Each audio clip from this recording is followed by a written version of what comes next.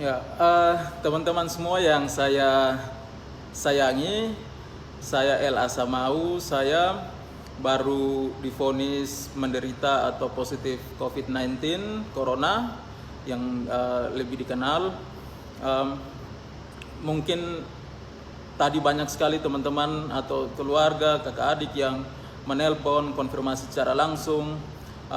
Pada kesempatan ini saya ingin berbagi kronologisnya seperti apa sehingga saya sampai terpapar virus corona dan apa saja yang saya lakukan selama ini.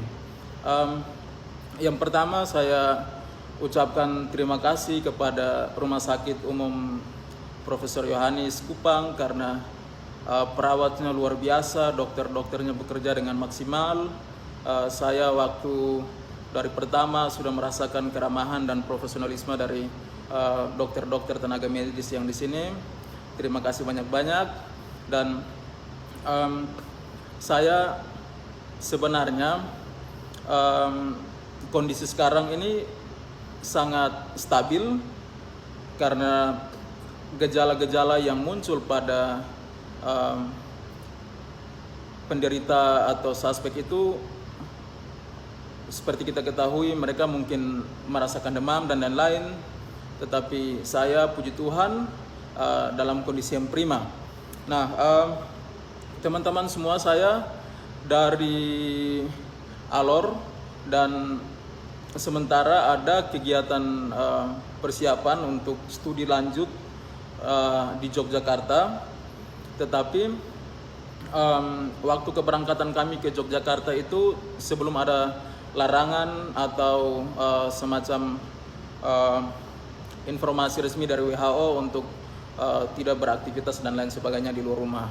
Sehingga waktu itu bulan lalu tepatnya tanggal 1 Maret atau tanggal 1 Maret saya sudah ada di Yogyakarta dan kelas pertemuan berjalan sebagaimana mestinya.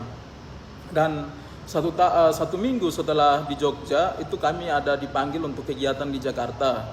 Nah, selama kegiatan 1 minggu di Jakarta ini kemungkinan besar saya terpapar di sana dan itu berlangsung dari tanggal 9 sampai tanggal 13 Maret. Nah, tanggal itu saya merasa bahwa kondisi tubuh saya itu tidak berubah karena memang waktu dari Alor pun juga saya sering meriang karena mungkin kelelahan dan saya sedikit bermasalah dengan lambung, asam lambung, sehingga saya merasa itu memang asam lambung. Sehingga kondisi tidak berubah, saya tetap meriang, badan sakit, dan itu berlanjut sampai kegiatan di Jakarta itu. Nah, pas ketika ada di Jakarta, kami diinformasikan setelah tanggal 15 itu bahwa semua kegiatan harus dihentikan.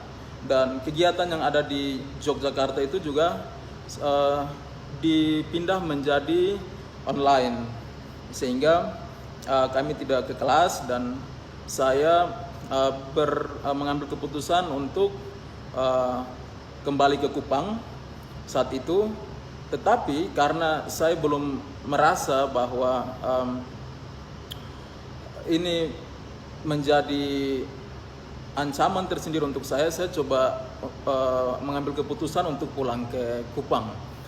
Kenapa? Karena ya riwayat sakit saya tadi bahwa memang saya harus mendapat penanganan. Kalau kembali ke Kupang, istri bisa atau mertua bisa siapkan makan, minum dan pengobatan di rumah, sehingga saya mungkin bisa lebih cepat pulih untuk ketika saya ada di Kupang. Dan saya tanggal 18 Maret sebelum ke Kupang itu saya singgah di Bali. Di Bali karena ada bertemu saudara, sudah lama sekali tidak ketemu. Mereka menjadi kakak saya yang saya harus ketemu saat itu. Dan waktu itu belum ada tanda-tanda sama sekali bahwa saya terpapar. Itu tanggal 18. Dan tanggal 22 saya ke Kupang. Tanggal 22 saya ke Kupang dan kondisi tidak ada sama sekali merasa hal-hal yang aneh terhadap diri saya, meriang-meriang masih sama. Sehingga setibanya di Kupang, Oh iya, selama dari Jakarta itu saya menjaga diri betul-betul. Saya tidak bersalaman dengan orang, saya cuma pakai siku kalau terpaksa. Saya jaga jarak, saya pakai masker, bawa hand sanitizer, dan juga saya cuci tangan. Saya menjaga untuk tidak meraba mulut, mata, dan lain sebagainya.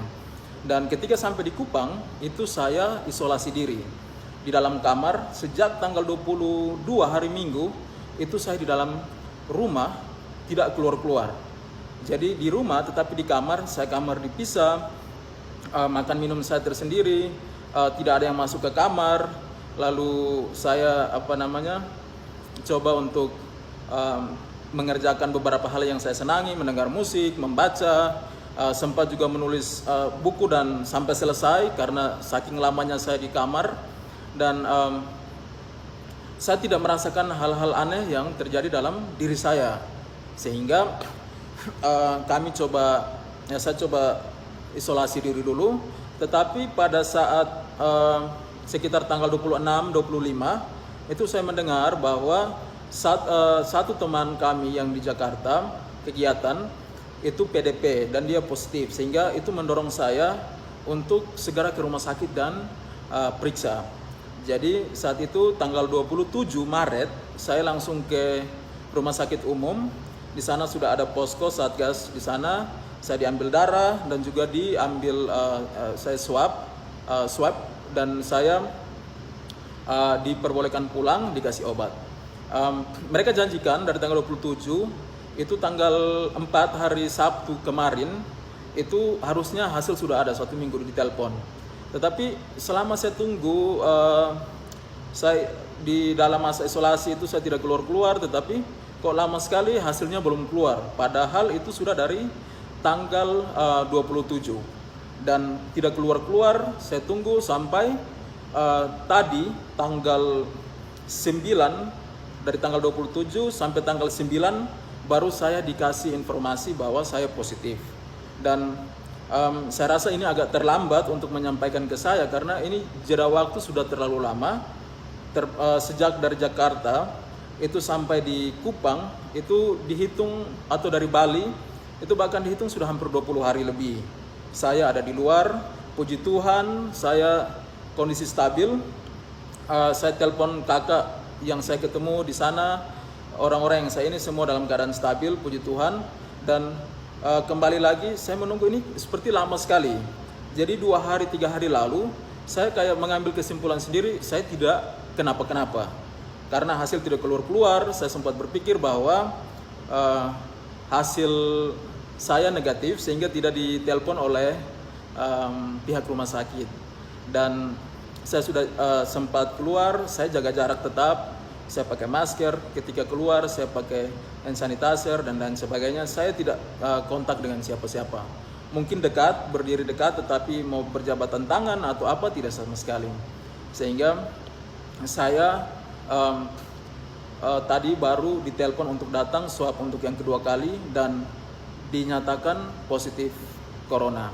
Suatu hal yang saya tidak pernah bayangkan bahwa ini akan terjadi di saya, apalagi kita tahu bahwa NTT ini menjadi provinsi yang belum terpapar sama sekali. Dan ketika saya disampaikan oleh dokter bahwa saya positif, dokter sampaikan saya hari pertama, ini rambut saya juga belum digunting karena di dalam rumah saja, biasanya pendek tapi ini sudah panjang sekali. Dokter sampaikan bahwa saya orang pertama yang dinyatakan positif corona. Dan saat itu saya langsung diminta untuk isolasi di rumah sakit, ada di rumah sakit umum daerah. Dan istri saya, keluarga di rumah, puji Tuhan sekali lagi karena semua dalam keadaan sehat walafiat dan tidak ada gejala apapun itu. Tetapi mohon doa semuanya baik-baik saja, karena saya sebagai orang yang ada di luar terus kembali ke NTT ini karena suatu keharusan. Saya harus kembali karena posisi saya sakit di sana, dan sakit itu sudah terbawa dari alor sebenarnya. Dan saya coba cek juga di Siloam dan di sana ternyata saya negatif untuk tipes, tetapi gejala itu saya rasakan terus, sehingga ini bukan hal baru untuk saya. Termasuk saat ini juga tetap badan tidak enak, tetapi ini hal yang sama yang saya alami sejak masih dari Alor kemarin. Dan kembali lagi kenapa saya harus pulang, saya harus mendapatkan pengobatan, perawatan dari keluarga sehingga makan saya stabil. Karena kalau lambung makan tidak stabil, apalagi di Jogja semua sudah lockdown dan susah untuk mencari makan, apalagi untuk saya yang sendiri mungkin ada kesulitan tersendiri untuk saya. Dan juga saya melihat banyak teman-teman yang kalau mahasiswa misalnya masih mendapatkan tunjangan atau kiriman dari orang tua, mungkin bisa bersabar. Yang dalam kondisi sehat, tolong, karena kita pulang pun juga kita harus tinggal di dalam rumah selama 14 hari paling kurang. Jangan kita mengambil keputusan untuk langsung pulang karena risikonya sangat besar sekali. Dan untuk bersaudara, teman-teman di luar yang memang saya sempat ketemu yang di Bali, ada saudara saya, dia terkena dampak betul-betul. Dia seorang driver untuk Grab dan sepi, dia tidak bisa makan, kos-kosan tidak bisa dibayar. Dia bilang, KKL ini kalau saya di Bali terus, saya bukan mati karena corona tetapi mati karena kelaparan. Jadi saya harus pulang rumah. Saya bilang oke, pulang, tetapi ingat, hati-hati, karena kita tidak mau seperti apa lagi kita buat. Untuk itu teman-teman yang lain, mungkin pada kesempatan ini saya sampaikan, orang yang mau pulang itu memang ada berbagai banyak alasan. Bukan karena mereka ingin mau pulang secepatnya, karena ada liburan, ambil kesempatan, tidak. Karena ada beberapa faktor